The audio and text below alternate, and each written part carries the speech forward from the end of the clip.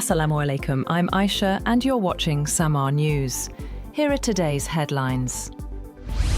Russia has launched a massive drone and missile attack on Kyiv, killing 4 people and wounding dozens in strikes on energy facilities, apartment buildings and infrastructure. Ukrainian President Volodymyr Zelensky said the Russian forces used 430 drones and 18 missiles, making the attack one of the biggest on the capital so far. Kyiv was responding with long-range strikes, he said, urging allies to toughen sanctions on Russia. The Air Force said most of the drones and missiles were shot down, but officials said falling debris and fires damaged high-rise apartments, a school, a medical facility, and administrative buildings across 9 districts in the city of about 3 million.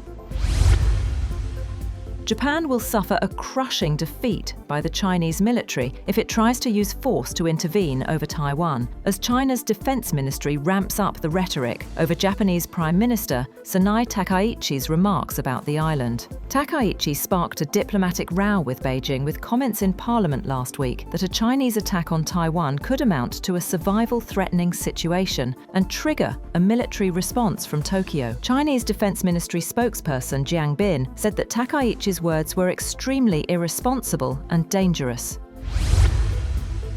The US government has hired 50,000 employees since President Donald Trump took office, with the new staff largely in national security positions, reflecting the administration's policy focus. The bulk of the new hires work at immigration and customs enforcement. The staff changes are part of Trump's campaign to recast the government, while sharply cutting other federal jobs.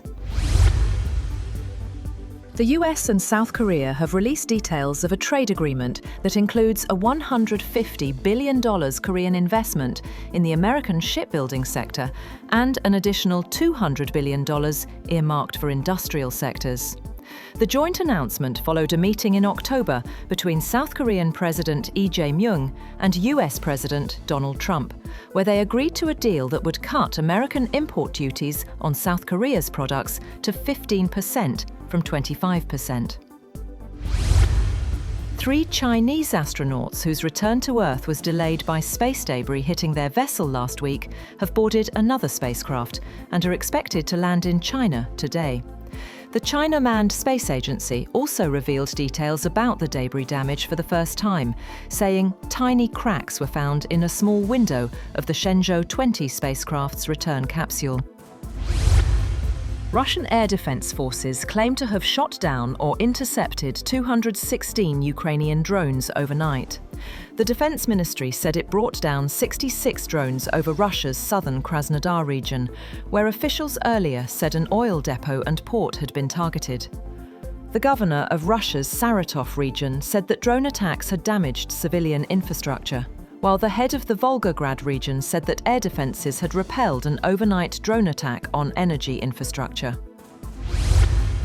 The United States has said that it will remove tariffs on some foods and other imports from Argentina, Ecuador, Guatemala, and El Salvador under framework agreements that will give US firms greater access to those markets.